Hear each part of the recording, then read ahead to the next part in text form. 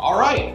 Hey, everybody. This is Mars here, Marketing Director at EP Legal, and I am on once again with the lovely Ms. Twin Nguyen. How are you doing today, Ms. Twin Nguyen? I'm good, thank you. How are you doing? I'm doing great, actually. I don't have anything to complain about. So, talk to me a little bit about this video that we're going to do today for EP Legal, and how we're going to talk today about AI avatars, and how excited are you to be talking about AI avatars, and why do you think it's an important thing? So I think AI avatar is important because that is the future technical, right? So now we apply for the law firm.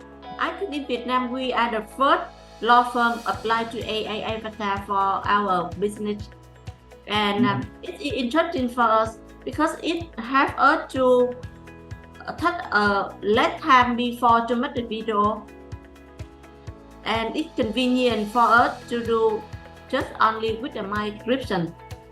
Yeah. Okay, great. So today, episode 11 is AI avatar. Again, this is EP Legal's futuristic approach to AI video representation. Okay, and Twin's right. Okay, this is a very unique technology, and EP Legal is in fact verifiably the first firm to use this in our marketing. And what it is, I mean, in a nutshell, is essentially a way to produce videos where it only requires the individual in the video, whether it's a partner or one of the personalities at the law firm, to film once, all right? And completely reduce crew costs. Other than that, you're just producing videos that look exactly like a real person is in it, and it's the real person's voice, the real person's face, the real person's hand gestures and everything. And it looks just like me right now. I mean, the AI looks, this could be even AI and you wouldn't even know. Wouldn't that be funny if I revealed to you at the end of this video that this is 100% AI?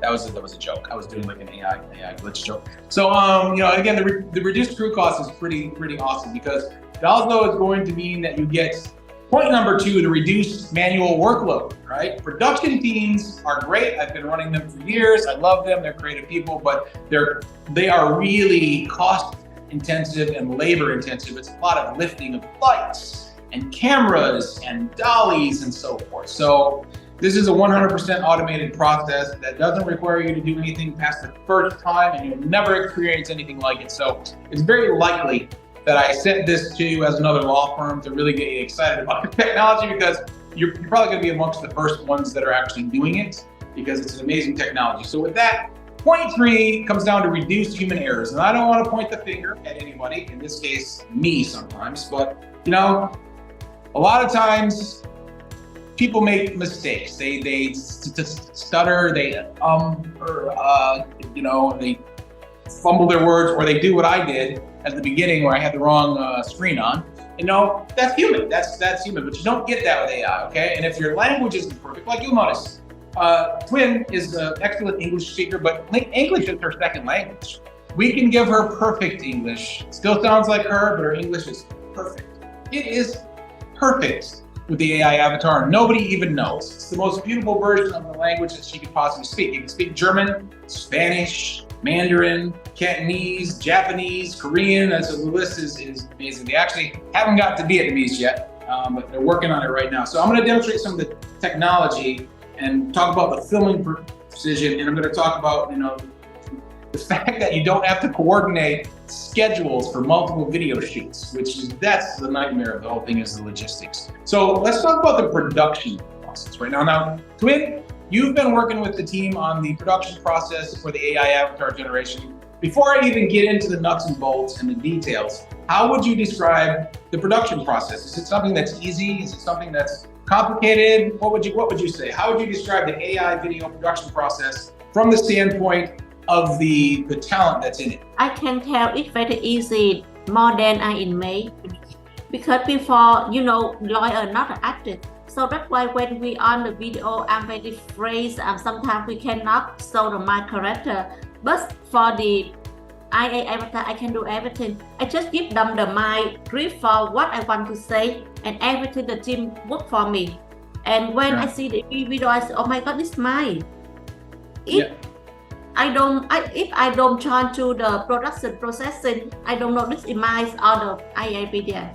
Yeah, so So I agree with you. There's no way to know if it was really you or AI because you really can't tell. And I'm going to demonstrate it to you here in just a second. But I'm going to go through the production process for you because I actually want you to know the details of how it works. And then if you have any questions about this, just you can call me or email me or message me on whatever social media site you're seeing this on. And then I'll happily get on and explain it to you so you can really learn how to do this kind of stuff inside your own firm. So first of all, step one is filming the footage, right? You have to train the AI first. So you have to shoot one time. You got to get a videographer out there to shoot you one time. And usually we'll do 2 or 3 or 4 different outfits and different lighting scenarios and backgrounds. But we only do it one time, right? And we train the AI by feeding it some footage of the person. And then, we actually, once it's trained and we're satisfied with that, we do step 2, which is generating the avatar. That means like we type some words in and then the avatar generates and it's saying the words and it's your voice,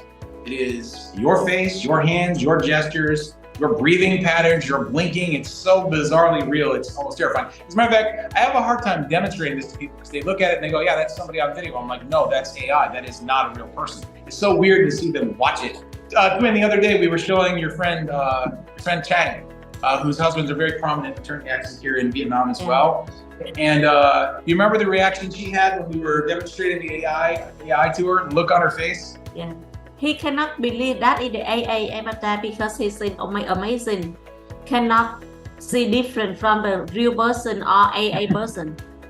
Yeah, I actually had to show it to her, and she's an attorney as well. I actually had to show it to her like 3 times, and she kept asking me like, wait, are you going to show me the AI?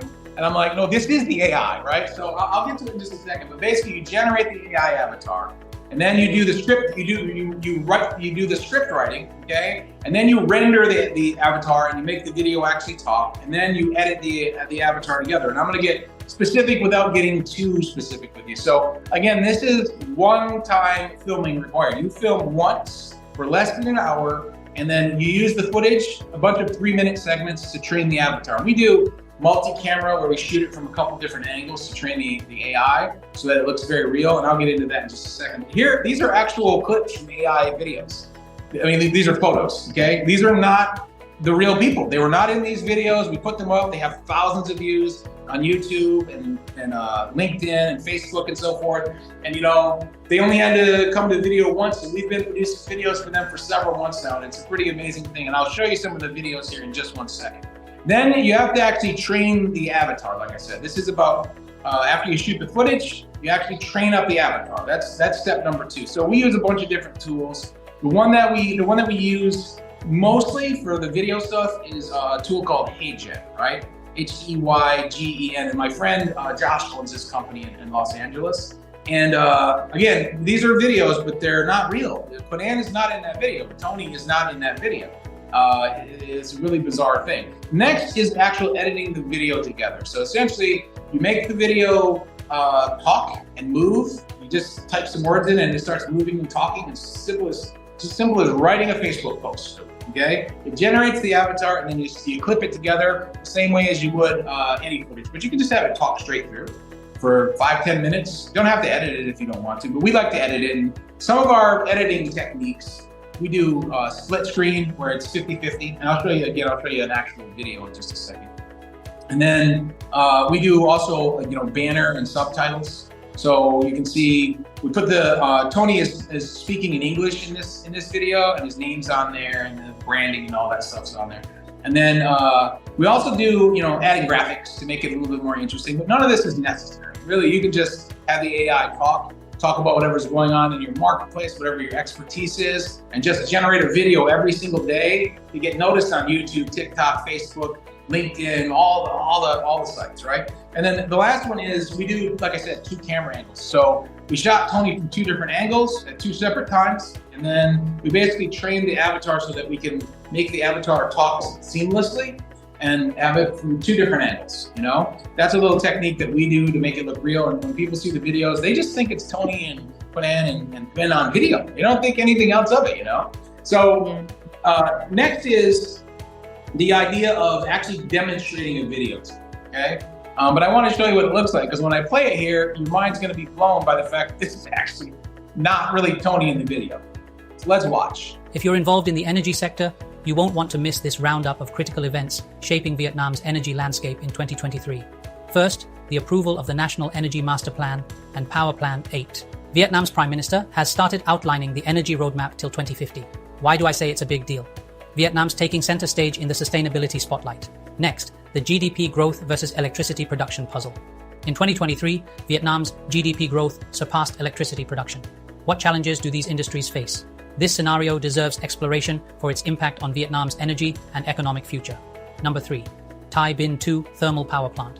A hefty $2 billion investment by the Vietnam Oil and Gas Groups. This project is a powerhouse, both in size and positive impact on the region's energy supply. Lastly, Tay Vai LNG port inauguration. This is a testament to Vietnam's commitment to COP26 goals, paving the way for a more sustainable future.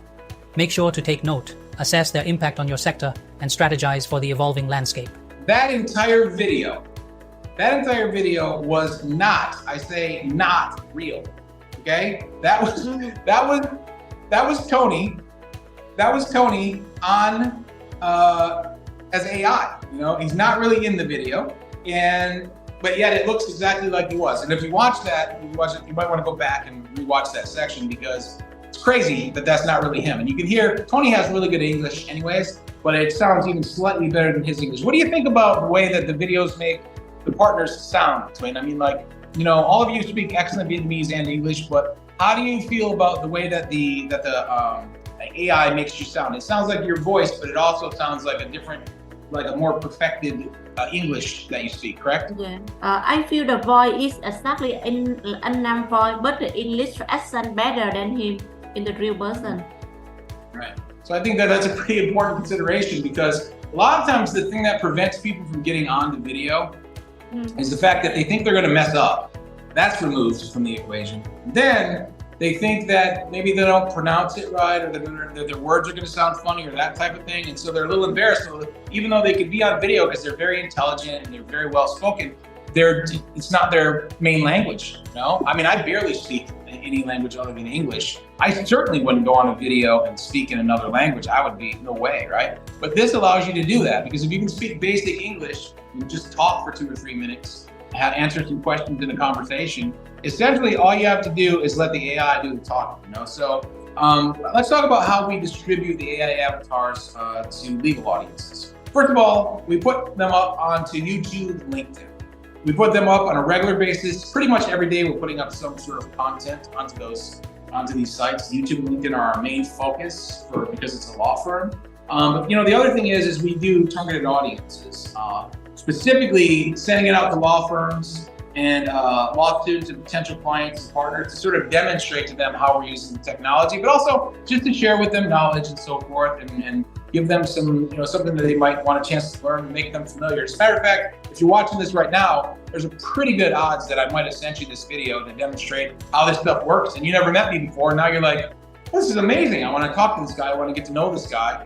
And I really like the way this firm operates. That is marketing. I think marketing gets a really bad rep because it's like, let's say all these fake things and do all these like, you know, beautifully designed but nothing behind it. What marketing really is just helping people solve problems and make their life better. So as an attorney, as a member of a law firm, using this AI technology is a huge potential benefit to you. And so for me, our job is just to share it with you. Even if you never do anything back, at the very least, if you ever run into me at an event, you can't miss me. I'm this 195 centimeter guy with the foot-long, you know, beard. It's tied up right now. But you come up to me and say, hey, thanks for sharing that video with me. I really love that. I really love that video. And then you'll probably say, who was that woman in the video with you? She was so beautiful. Yeah, well, you can't talk to her because she's my wife. So I'm just telling you that right now. This is a partner here at the firm, but also happens to be my wife. But in any case, you've seen us both in the video and you are now aware of us. And we were generous enough to share it with you. So hopefully the feeling you walk away with is, wow, these guys are pretty cool. Lastly is, you know, engagement techniques as far as for our weekly posts and, you know, captivating captions and making sure that we catch people's attention doing that. And then covering interesting legal topics. That's another thing. That's where the partners, you can't replace the partners because they don't really tell us all the content to write, but they point us in the direction of the content that's most interesting. And then the team puts together content for them sends it back to the partners for review, and then we have the AI avatar on video speaking for them, right? But the partners are the only ones that can do that because they know all of the things that are going on. So Twin, when you pick a topic that you want the team to share for you on your social sites, what's your basic strategy? How do you determine whether or not something is good enough to share on social media, YouTube, LinkedIn, etc.? We can share every channel, like the Facebook, YouTube, TikTok, or Instagram. We can say everywhere. Yeah, how do you choose if there's a certain article or content that you want to share, how do you generally pick it? Are you looking for stuff that's the latest news? Are you looking for stuff that's of interest? Like, how do you determine when you send something over to the team? What are you looking for in the content that you have the team share? Depend on what I want to know, but some order my sharing is related to the knowledge. Since we reached the end of this video, what I want to do is thank you for watching and thank you for taking the time to actually sit through 20 minutes or so of us talking through AI video avatars, etc. And for sure, go ahead and leave us a comment, like, follow, subscribe, and all that good stuff. And I'm going to leave the last few words here to the lovely Twin Nguyen, who's partner here at EP Legal. Anything you want to say before we go, Twin? No, thank you. Thank you for sharing with us about the AI avatar today. It's a very interesting topic for me.